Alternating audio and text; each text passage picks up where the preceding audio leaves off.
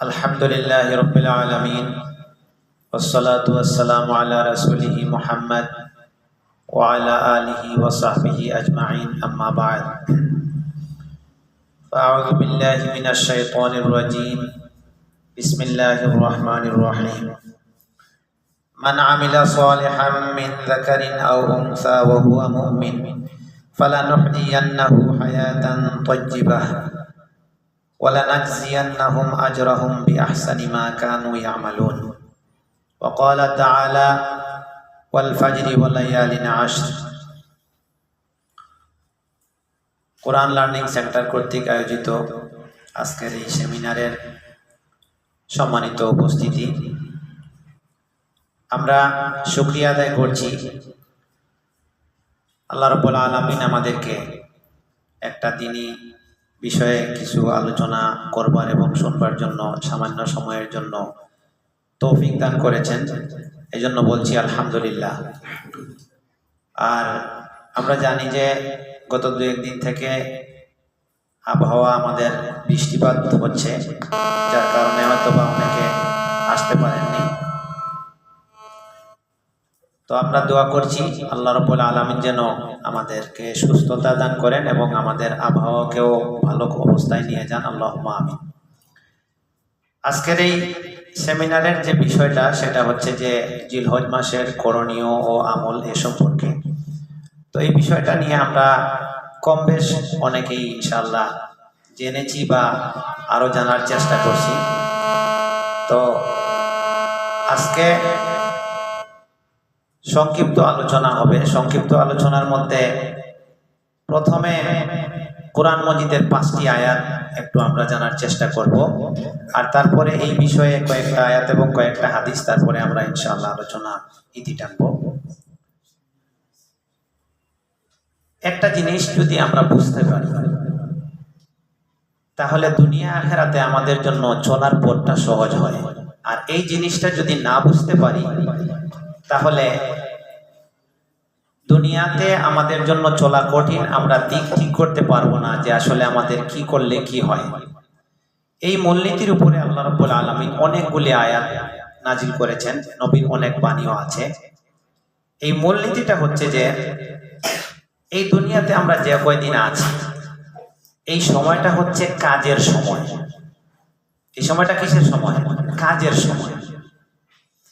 একটা মানুষ স্বয়ংক্রিয়ভাবে সে নিজে নিজে ভালোও নয় মন্দও নয়। একটা মানুষ ভালো বিবেচিত হয় তার ভালো কাজের মাধ্যমে। ভালো গুণ ভালো কাজ তার মধ্যে থাকলে আমরা বলতে পারি আব্দুল্লাহ ভালো, তার মানে তার মধ্যে ভালো গুণ আছে, সে ভালো কাজ করে। আবার একজন মানুষ তার নাম আব্দুর রহমান কিন্তু তার মধ্যে খারাপ চরিত্র আছে, খারাপ কাজ করে, আমরা বলবো লোকটা খারাপ। এই জিনিসটাই হচ্ছে মূলত আল্লাহ রাব্বুল আলামিন আমাদেরকে কোরআনের বিভিন্ন আয়াতে এটা বুঝাইতে চাইছেন। কয়েকটা আয়াত একটু আমরা উল্লেখ করি, তারপরে আমরা সামনে যাচ্ছি। সূরা আল জাসিয়ার 15 নম্বর আয়াতে আল্লাহ বলছেন, মান আমিলা সালিহান ফালিনাফসি, যে ভালো কাজ করে সে তার নিজের কল্যাণের জন্য করে। সুবহানাল্লাহ। তাহলে ভালো কাজ করলে নিজের উপকার হয়, নিজের কল্যাণ হয়, দুনিয়া আখিরাতে তার ভালো ফলাফল পাওয়া যায়। এরপরেই আল্লাহ বলছেন ওয়ামান আসা ফাআলাইহা, যে মন্দ কাজ করে এটা তার নিজের অকল্যাণের জন্য করে, নিজেকে বিপদে ফেলার জন্য করে। সুম্মা ইলা রাব্বিকুম তুরজাউন, তারপরে তোমরা ভালো মন্দ যেটাই করো আমার কাছে ফিরে আসতে হবে, তোমাদের রবের কাছে ফিরে আসতে হবে এবং সেই অনুযায়ী তোমরা ফলাফল পেয়ে যাবে। কথাটা কোথায় বলা আছে? সূরা আল জাসিয়ার 15 নম্বর আয়াত। সূরা ফুসসিলাতের 46 আয়াতে এরকম আল্লাহ বলছেন, মান আমিলা সালিহান ফালিনাফসিহি, যে ভালো কাজ করে সে তার নিজের কল্যাণ করে। ওয়ামান আসা ফাআলাইহা, সে আর যে মন্দ কাজ করে সেটাও তার নিজের বিপদের জন্য করে, অকল্যাণের জন্য করে। এরপরে আল্লাহ কথাটা চেঞ্জ করেছেন, আগে অন্য আয়াতের সাথে এটার মিল ছিল, পরেরটা আবার ভিন্ন কথা। এবার আল্লাহ বলছেন ওয়ামা রাব্বুকা বিযাল্লামিল লিল আবিদ, তোমার রব তার বান্দাদের ব্যাপারে জুলুমকারী নন, অন্যায়কারী নন। তার মানে আমাদেরকে যে প্রতিদান আল্লাহ দিবেন সেটা হবে ইনসাফের ভিত্তিতে। এতে বোঝা গেল, একটা পরিষ্কার জিনিস বোঝা গেল, একটা মানুষ যদি আল্লাহ একটা মানুষকে জাহান্নামে দেন তাহলে এটা বলার কোনো সুযোগ নেই যে এই মানুষটার প্রতি আল্লাহ অন্যায় করেছেন, অবিচার করেছেন। কারণ আল্লাহ এটা নিজেই বলে দিয়েছেন যে আমি জুলুম করব না। এটা ইনসাফের ভিত্তিতে তার জাহান্নাম পাওয়া উপযুক্ত ছিল, তাই সে জাহান্নাম পাবে। এটা তার কাজের মাধ্যমে সে তৈরি করেছে। এই দুনিয়াতে মানুষকে আল্লাহ দিয়েছেন কাজ করবার জন্য, তো কাজের মাধ্যমে যে জান্নাত কামাই করছে আল্লাহ তাকে জান্নাত দিবেন, এটাই ইনসাফ। একজন ভালো কাজ করলে, দুইটা ছাত্র একটা ভালো লেখাপড়া করলো, কষ্ট করলো, সে পরীক্ষায় উত্তরপত্রে ভালো লেখলো, এখন যদি তাকে ফেল দেওয়া হয় তাহলে বেইনসাফি হবে। অনুরূপ আরেকজন ছাত্র লেখাপড়া করে নাই, ঘোরাফেরা করছে, সময় নষ্ট করছে, উত্তরপত্রে ভালো লেখেও নাই, তাকে যদি পাস দেওয়া হয় এটাও বেইনসাফি। আল্লাহর সিস্টেমটা এরকম। এরপরে আরেকটা আয়াত বলছি, সেটা সূরা আন-নাহলের ৯৮ নম্বরে আছে। এখানে আল্লাহ কথাটারে আরো একবারে খুলাসা করে দিয়েছেন, মান আমিলা সালিহান মিন যাকারিন আও উনসা, নারী হোক পুরুষ হোক যেই ভালো কাজ করবে, ওয়া হুয়া মুমিন, আর সে যদি হয় ঈমানদার, সে মুমিন যদি হয়, তাহলে আল্লাহ তাকে কি করবেন, ফালানুহিয়ান্নাহু হায়াতান তাইয়্যিবা, আল্লাহ তাকে দুনিয়াতে একটা পবিত্র জীবন দিবেন। সুবহানাল্লাহ, দুনিয়াতে পবিত্র জীবন দিবেন। ওয়ালা নাজিয়ান্নাহুম আজরাহুম বিআহসানি মা কানু ইয়ামালুন, আর পরকালে সে যা আমল করেছে, কাজ করেছে, তার থেকে উত্তম পুরস্কারে তাকে ভূষিত করবে, আরো বেশি পুরস্কার দিবে। এখান থেকে একটা সূক্ষ্ম জিনিস বের হয়, সেটা হচ্ছে আমাদের জীবনের মেইন হলো দুইটা পয়েন্ট। একটা দুনিয়ার হায়াতুল দুনিয়া, দুনিয়ার জীবন, আর একটা হচ্ছে হায়াতুল আখিরা, পরকালের জীবন।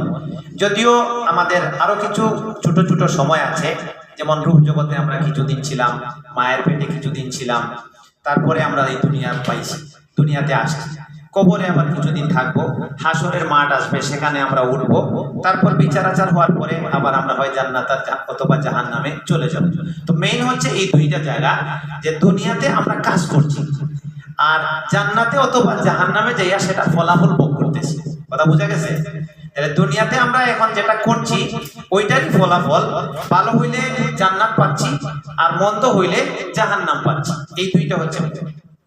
তো আল্লাহ সুবহানাহু ওয়া তাআলা এখানে একটা সূক্ষ্ম জিনিস বলছেন, হায়াতান তাইয়্যিবা বলে, যে যদি কেউ ঈমানের সাথে সৎকর্মে জড়িত থাকে, তাইলে সে যে দুনিয়ায় না খাইয়া থাকবে, এটা আল্লাহর নিয়ম না। আল্লাহ কাফিরকে অত খাওয়ান, কাফিরদেরও প্রয়োজন আল্লাহ পূরণ করেন, তাদেরও অভাব আল্লাহ দূর করেন। একজন মানুষ ঈমানদার হওয়ার কারণে সে বেইজ্জত হবে, এটা আল্লাহর নিয়মে নাই।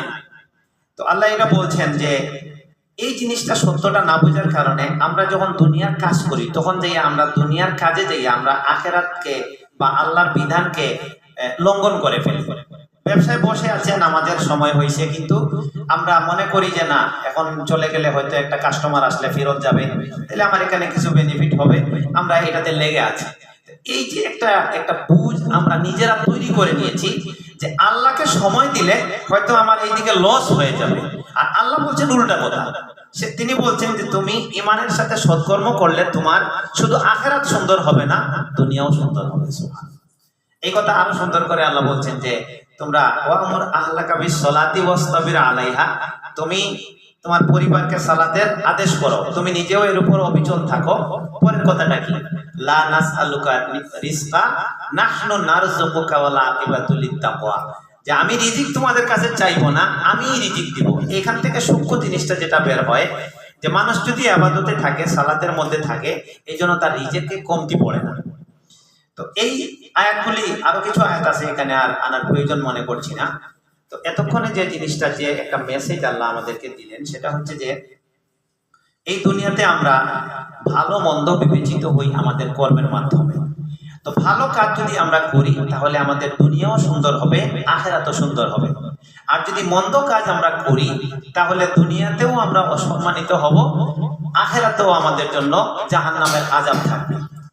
এই সত্যটা জানার পরে এখন যে মানুষদেরকে আল্লাহ মোটামুটি বুঝদান করছেন, যাদের আকল জ্ঞান খোলা আছে, তারা চাইবে যে না, আমি দুনিয়া এবং আখিরাতকে সুন্দর করতে চাই, আমি দুনিয়া এবং আখিরাতে সফল হইতে চাই।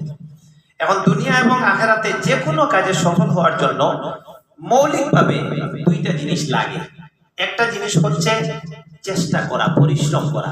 যে কোনো কাজ, দুনিয়ার একটা বিল্ডিং বানাইতে এখানে পরিশ্রম করতে হয়, শ্রম দিতে হয়, টাকা ইনভেস্ট করতে হয়, এই প্রসেসগুলো করতে হয়।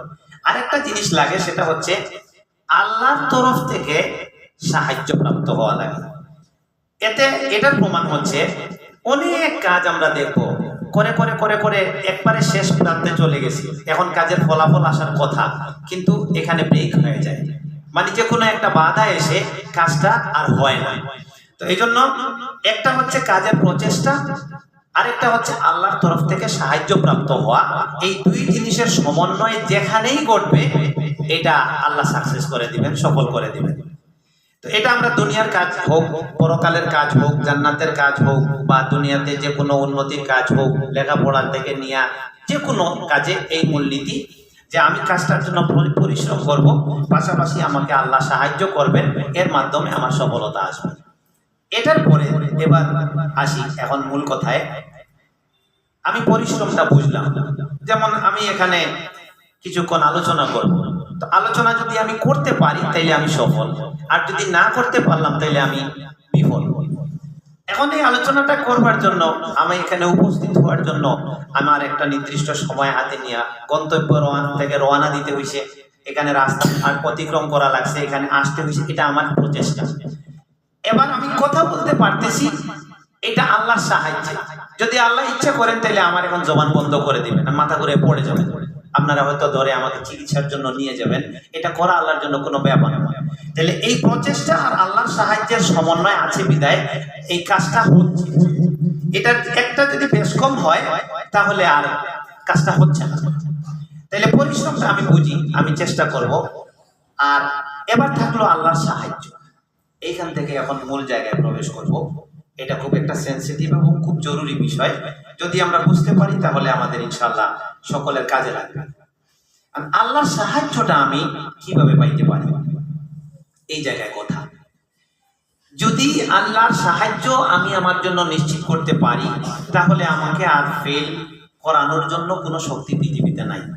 একেবারে পরিষ্কার আয়াত আল্লাহ বলছেন, ইনয়ানসুরকুমুল্লাহু ফালা গালিবা লাকুম। কি বললাম? আল্লাহ কি বলছেন?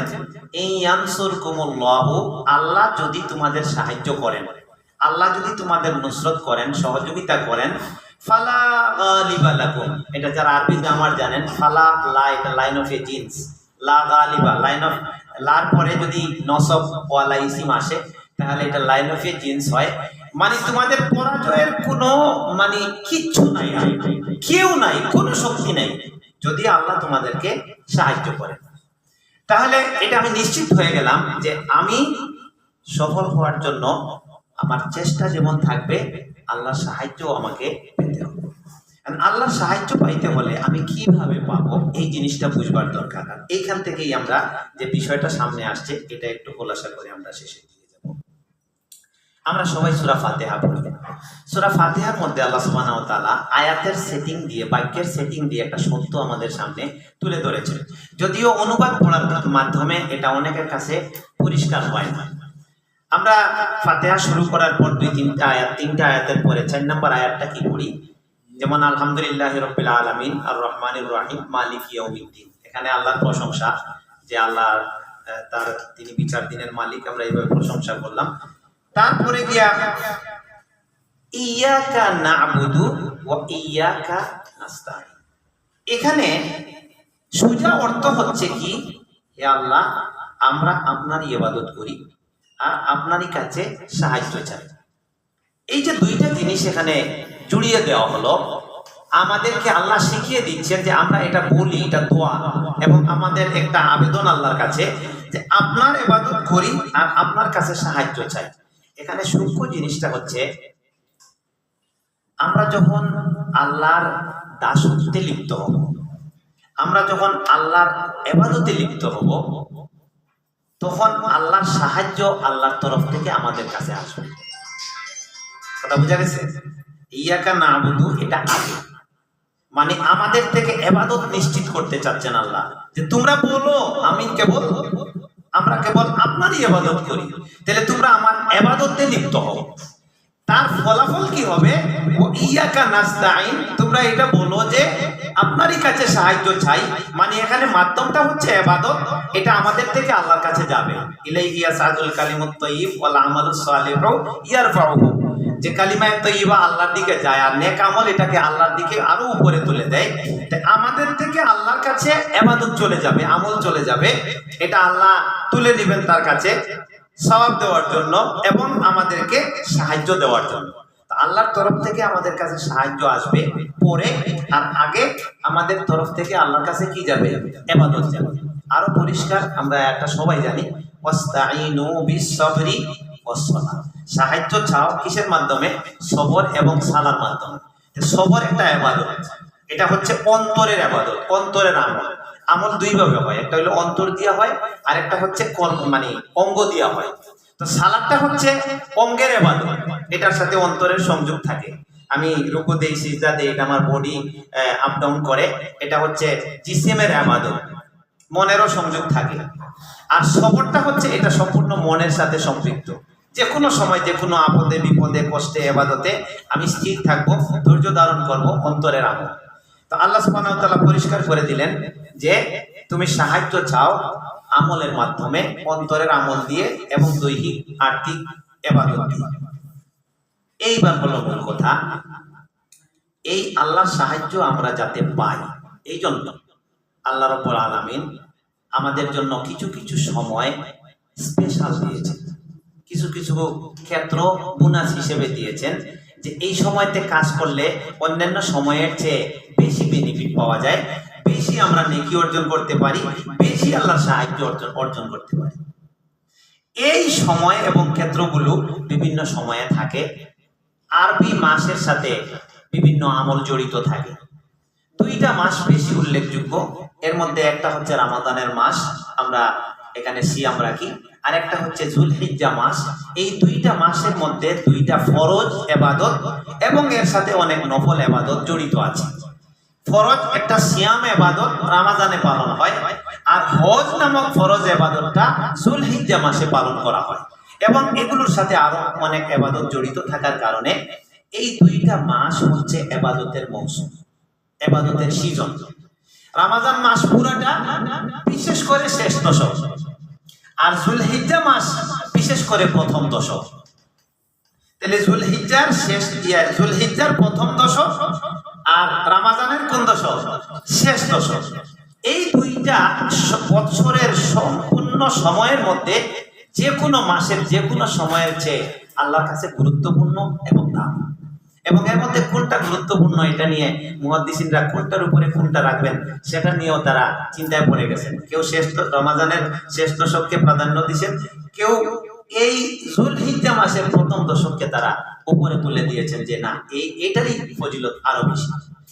এখন আমরা একটু দালিলিক ভাবে জানার চেষ্টা করব যে এই যে যুলহিজ্জার প্রথম দশকটা কিভাবে এত মর্যাদা পাইল। কারণ ইসলামের একটা মূলনীতি আছে, সেই মূলনীতিটা হচ্ছে যে কোনো আমল ইবাদত বা যে কোনো জিনিসের গুরুত্ব প্রমাণ করবার জন্য তার ভিত্তি লাগে। এটা হয় কোরআন দ্বারা প্রমাণিত হতে হবে, অথবা নবীর হাদিস দ্বারা, সাহাবাদের আমল দ্বারা যদি সাব্যস্ত হয় তাহলে এটা আল্লাহর কাছে গ্রান্ট হয়। এখন এই যুলহিজ্জা রমজানের বিষয়ে আমরা অনেক আলোচনা শুনি, অনেক আয়াত জানি, আর যুলহিজ্জার বিষয়টা আমি ইদানিং মোটামুটি অনেকটা আলোচনায় আসে, কিন্তু আগে এই বিষয়গুলো আমরা আলোচনায় পাইতাম না। জুমার খুতবায় বা ইয়াতে এই সময়টা আসলে খালি এই যে কুরবানি, গরু কিনো, এই কুরবানি করলে এই সওয়াব, এই সওয়াব, আর যারা হজে যায় হজের সওয়াব, এগুলা। কিন্তু এই সময়টার মধ্যে যে অনেক আমল আছে এবং এটার যে সুনির্দিষ্ট আমলের যে বেনিফিটগুলো আসে এই বিষয়গুলো কত বেশি একটা আলোচনায় আসে। তো এক নম্বরে যাই আমরা, এই যুলহিজ্জা মাস যে ফজিলতের কোরআনে কোনো ভিত্তি আছে কিনা। কোরআনে দুইটা আয়াতে তার ভিত্তি পাওয়া যায়। সূরা আল ফাজর নামে একটা সূরা আছে। এই সূরার শুরুতে আল্লাহ সুবহানাহু ওয়া তাআলা 10টা রাতের শপথ করেছেন। মুফাসসিরিনে কেরাম ইবনে আব্বাস রাদিয়াল্লাহু আনহু সাহাবাদের মধ্যে তিনি মুফাসসিরে কোরআন, অনেক মুফাসসির বলেছেন এই যে ওয়াল ফাজর, ফজরের কসম, তারপর আল্লাহ বলছেন ওয়া লায়ালিন আশর, কি 10 রাতের কসম। এই 10 রাত দ্বারা আল্লাহ সুবহানাহু ওয়া তাআলা এই যুলহিজ্জা মাসের প্রথম 10 দিনের 10 রাতকে বুঝাইছেন। তাফসীরে এটা বলা আছে। তো আল্লাহর মূলনীতি হচ্ছে যে তিনি যখন কোনো জিনিসের কসম করেন তখন ওই জিনিসের গুরুত্ব বেড়ে যায়। কি বেড়ে যায়? গুরুত্ব মর্যাদা বাইরে যায়। নাইলে সাধারণ জিনিস দিয়ে আল্লাহ কসম করেন না। এই একটা বৃদ্ধি পাওয়া গেল। তবে এখানে কোনো আমলের কথা বলা হচ্ছে না, এখানে শুধু আল্লাহ এই 10টা রাতকে কসমের মাধ্যমে হাইলাইট করছেন এবং এটার মর্যাদা বাড়াইছেন। এবার আরেকটা আয়াত আছে সূরা হজ এর 28 নম্বর আয়াত। এখানে আল্লাহ বলছেন ওয়াযকুরুল্লাহা ফি আইয়ামিন মা'লুমাত, জানাশোনা দিনগুলোতে তোমরা আল্লাহকে স্মরণ করো। এই জানাশোনা দিন কোনগুলা? মুফাসসিরিনে কেরাম বলছেন এটা এই যুলহিজ্জা মাসের 1 থেকে মানে আপনার এই যে 10 তারিখ পর্যন্ত, বিশেষ করে কোন কোন ইয়াতে আইয়ামে তাশরিকের যে তাকবীরগুলো সেগুলো সহ এই সময়গুলোতে আল্লাহকে স্মরণ করতে বলা হচ্ছে। তাইলে এক জায়গায় আল্লাহ কসম দিয়ে এটার গুরুত্ব তুলে ধরলেন। আর এটা কোথায়? সূরা ফাজর এর প্রথমে। আর সূরা হজের 28 আয়াতে আল্লাহ কি বললেন? এখানে একটা কাজের কথা বলে আমলের দিকে উদ্বুদ্ধ করলেন। এই আমলটা কি? ওয়াজকুরুল্লাহ, আল্লাহকে কি করো? স্মরণ করো। মানে আল্লাহর জিকির, আল্লাহকে স্মরণ করা, এটা ব্যাপক ইবাদত। আল্লাহকে স্মরণের মধ্যে সব ইবাদত দুইটা বলছি। এই দুইটা আয়াত থেকে আমরা এই রমজানের প্রথম দশকের ভিত্তি জানলাম। এবার আমরা একটু হাদিসে যাই। হাদিসে বেশ কিছু হাদিস এই ব্যাপারে আছে। একটা হাদিস সবচেয়ে প্রসিদ্ধ, এটা আমরা জানি, সহিহ বুখারীতে 969 নম্বরে এসেছে। রাসূল সাল্লাল্লাহু আলাইহি ওয়াসাল্লাম এক কথায় সব বুঝাই দিয়েছেন।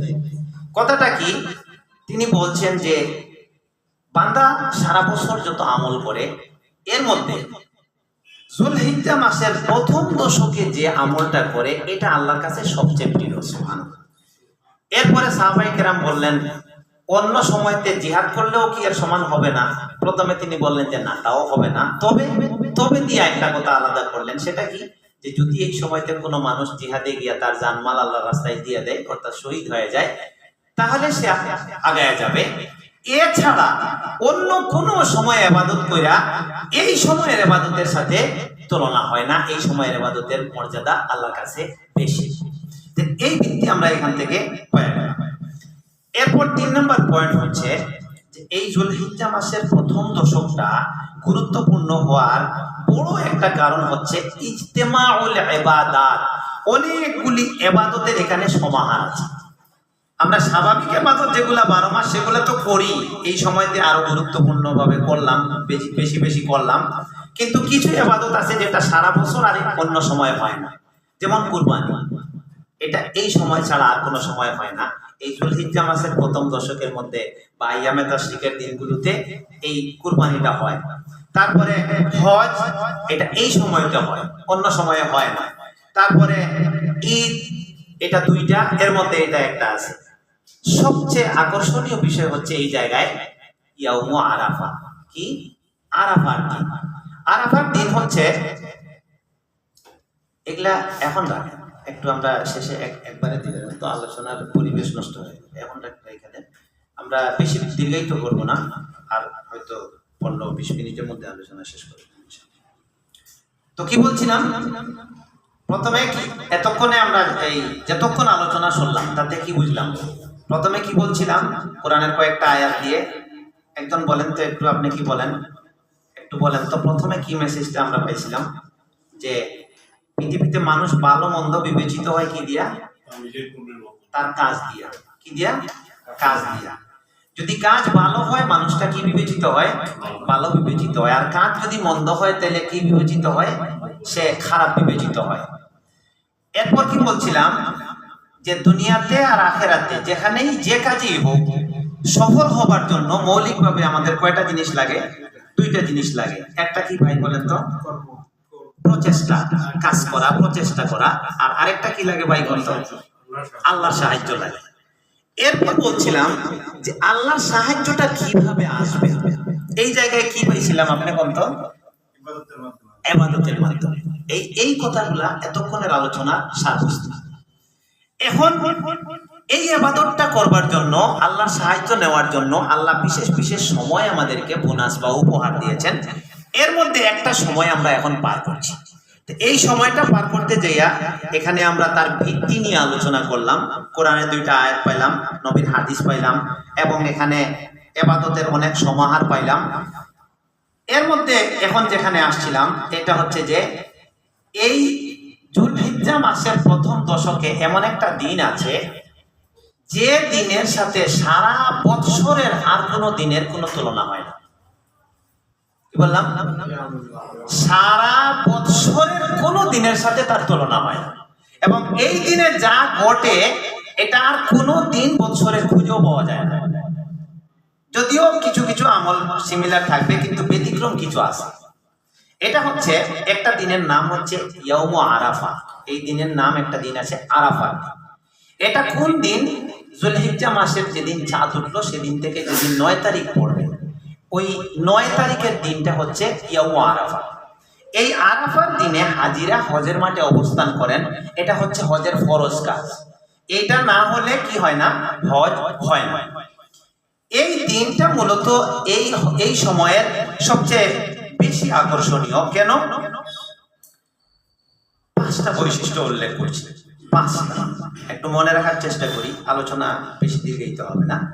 1 নম্বর হচ্ছে এই আরাফার দিনে আল্লাহ সুবহানাহু ওয়া তাআলা এই ইসলাম নামক দিনকে পূর্ণতা দান করেছেন। সুবহানাল্লাহ। এটা আমরা সূরা মায়েদার 3 নম্বর আয়াতে পাচ্ছি। আল-ইয়াউমা আকমালতু লাকুম দীনাকুম ওয়া আতমামতু আলাইকুম নি'মাতি ওয়া রাদিতু লাকুমুল ইসলামা দীনা। এই আয়াতটা এই আরাফার দিনে নাজিল হওয়া আয়াত। যে আরাফার দিনের আল্লাহ নবী যে হজের ভাষণটা দিচ্ছিলেন, এর মাধ্যমে আল্লাহ ইসলামকে একটা কমপ্লিট জীবন বিধান হিসেবে রূপদান করেছেন।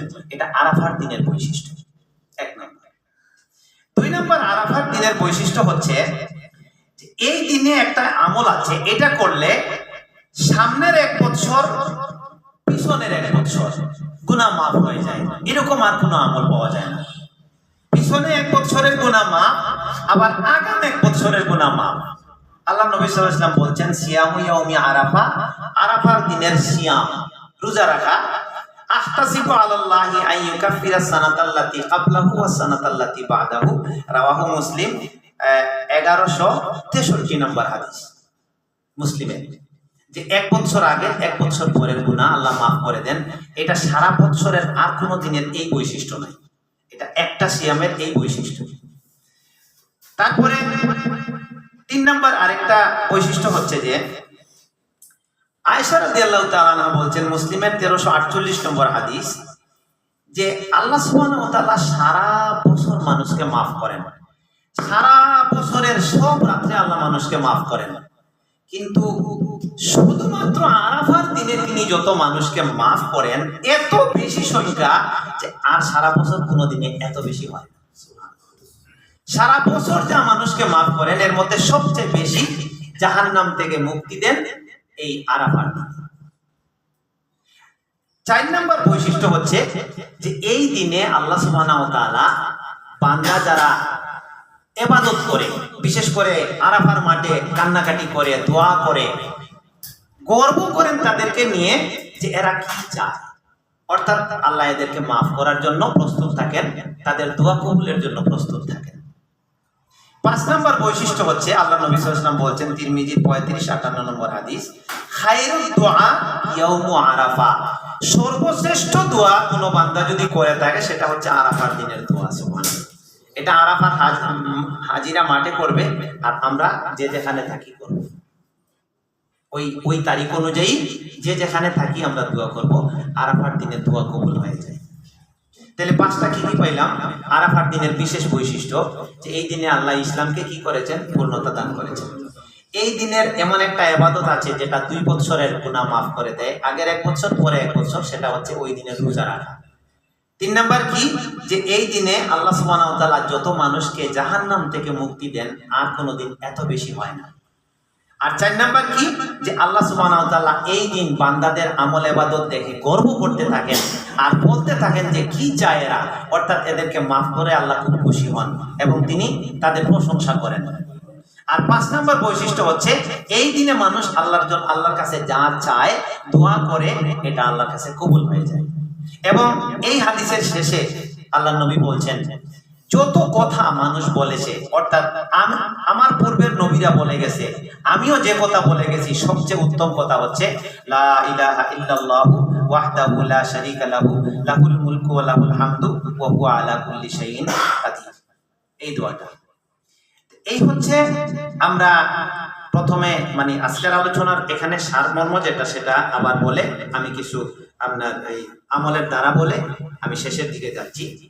আমরা হয়তো কষ্ট করে আসছি, যেহেতু আসছি আসলে আমিও দূরের থেকে আসছি, আলোচনা আমরা সবসময়ই শুনি, ইউটিউবে অনেক কিছু পাওয়া যায়, সার্চ করে অনেক কিছু পাওয়া যায়, মাধ্যমের শেষ নেই।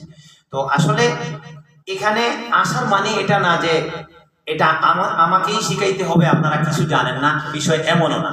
আর আপনারা এখানে আসলেই এই সম্পর্কে কিছু জানবেন, আর কোনো মাধ্যম নাই, বিষয় এমনও না।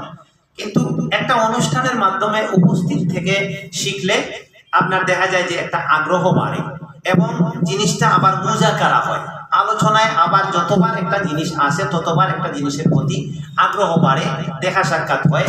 এবং সবচেয়ে বড় কথা হলো এই যে যতক্ষণ আমরা এখানে আছি উপস্থিত থেকে, ধরেন আমি কথা বলছি বা আপনারা শুনছেন, এটা একটা আমলে সালেহ। ওই যে আয়াত শোনাইলাম না, মান আমিলা সালেহান, যে আমলে সালেহ করে, এটা একটা ইলম চর্চা, এটা বড় একটা আমলে সালেহ। ইলম চর্চার মধ্যে যে সময় দেওয়া হয় এটা সরাসরি আল্লাহ তাদের জন্য জান্নাতের রাস্তা সহজ করে দেন। সুবহানাল্লাহ। এটা হাদিসটা আমরা জানি, মেশকাতেও আছে যে ইলম অর্জনের জন্য সময় দেয়, শ্রম দেয়, মানে চেষ্টা চালায়, এটা সাহালাল্লাহু বিহি তরিকান ইলাল জান্নাহ। এটা অন্য কোনো আমলের ক্ষেত্রে এরকম বাক্য নাই যে এর মাধ্যমে আল্লাহ তার জান্নাতের রাস্তা একদম সোজা করে দেন। এটা একটা আমল, এই আমলের মধ্যে আমরা প্রথমত জড়াই গেলাম। তো আমরা এখন তাইলে এতক্ষণ আলোচনার মাধ্যমে আমাদের কি করণীয় দাঁড়াইলো, যে আমরা ভালো কাজ করলে আমরা ভালো বিবেচিত হব, দুনিয়া আখিরাত সফল হবে, তাই আমাদের কাজ করতে হবে।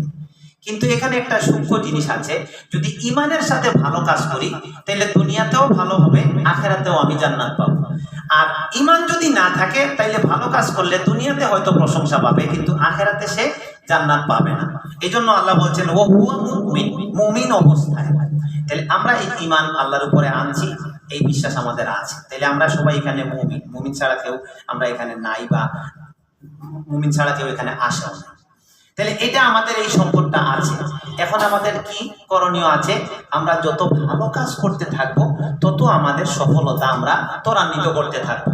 তো এই সফলতার জন্য আমরা একদিকে কাজ করব, আর একদিকে আল্লাহর সাহায্য চাইব। আর আল্লাহর সাহায্য চাওয়ার বড় হাতিয়ার হচ্ছে ইবাদতে সময় দেওয়া। আল্লাহ বলছেন হাদিসে কুদসি, হে আদম সন্তান, তাফাররাক লিইবাদাতি, তুমি আমার ইবাদতের জন্য সময় দাও, আমলা কালবাকা গানান, আমি তোমার অন্তরকে ধনাঢ্যতা দিয়ে ভরে দেব। সুবহানাল্লাহ। তোমার অভাব আমি বুঝায় দেব। সুবহানাল্লাহ। আল্লাহকে সময় দিলে আল্লাহ আমাদের বঞ্চিত করবেন। এই সময়টা আমরা সব কাজে দেব। এর মধ্যে আমি এখন শেষ করতেছি সিরিয়ালগুলো বলে। এক নাম্বার সবচেয়ে গুরুত্বপূর্ণ ইবাদত হচ্ছে সালাত। ফরজ সালাত, সুন্নত, ওয়াজিব যেগুলা আপনার ভিতরের সালাত আছে বা অন্যান্য, এগুলা তো সময়ের আলোকে যেগুলা আছে আসেই।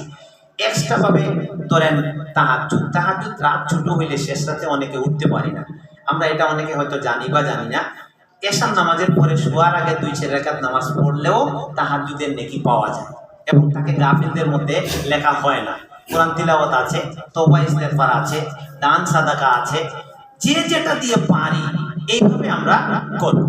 এখানে আরেকটা মজার ব্যাপার হলো, এই যে সময়তে যদি কেউ তার বাপ মার সাথে সদাচরণ করে, ধরেন ফল, নতুন ভাবে ফল আসছে বাজারে, একটু বাপ মার জন্য ফল কিনে দিল, বোনের জন্য ফল কিনে দিল, বা ঔষধ কিনে দিল, এগুলোও কিন্তু নেক আমলের অন্তর্ভুক্ত।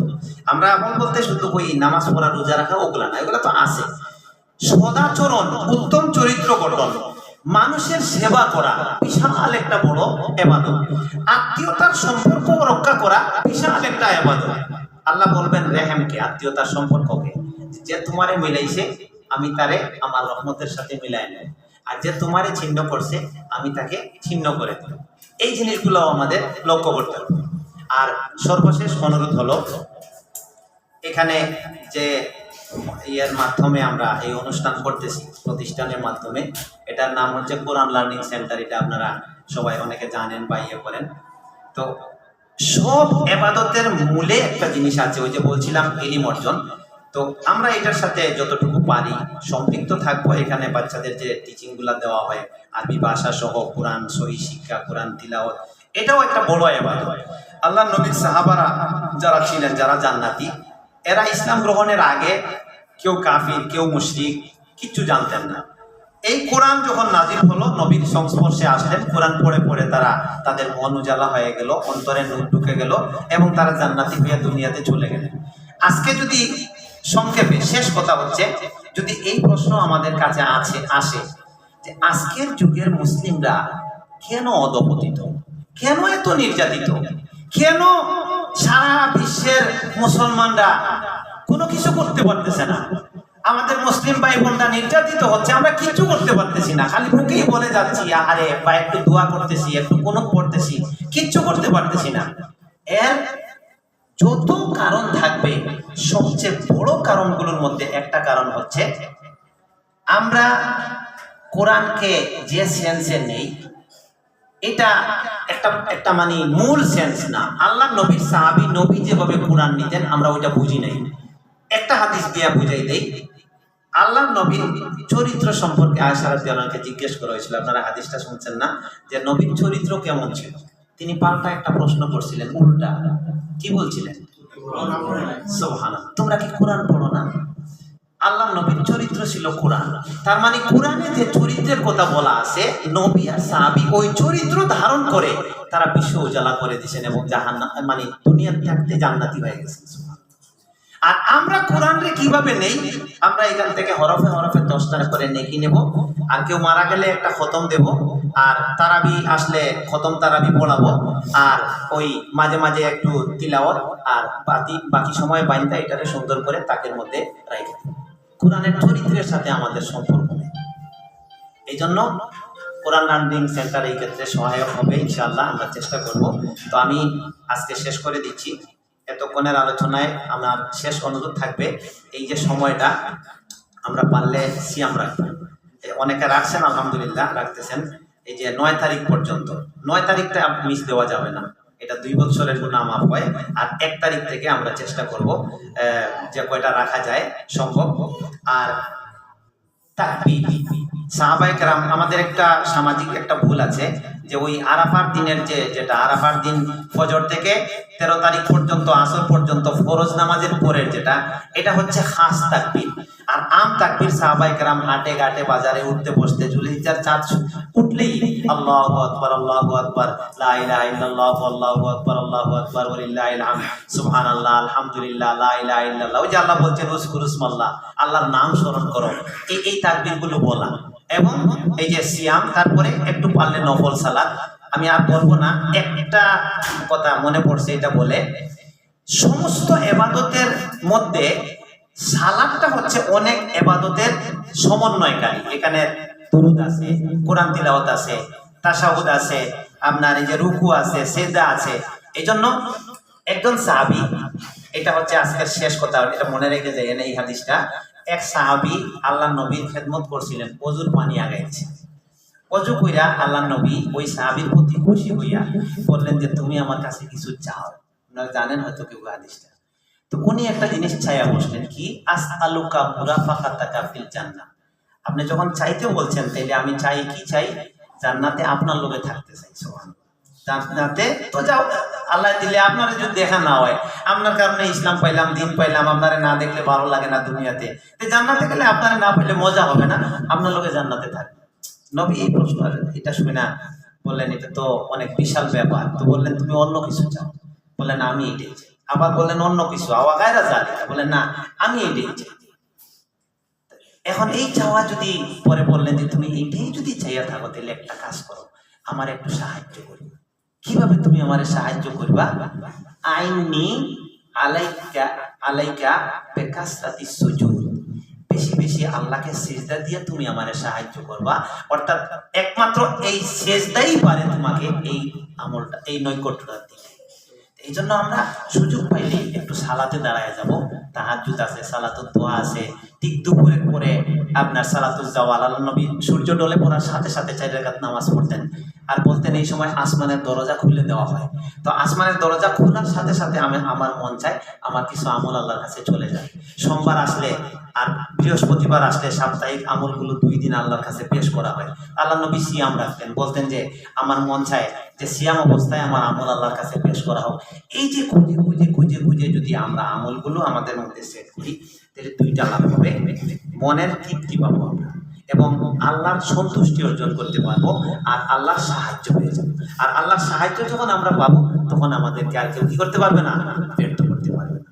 তো আমরা ইনশাআল্লাহ রাজি আছি তো আমলের প্রতি আগ্রহী হওয়ার? আল্লাহ তৌফিক দান করুন, আমিন। সুবহানাকা আল্লাহুম্মা ওয়া বিহামদিকা আশহাদু আল্লা ইলাহা ইল্লা আনতা আস্তাগফিরুকা ওয়া আতুবু ইলাইক।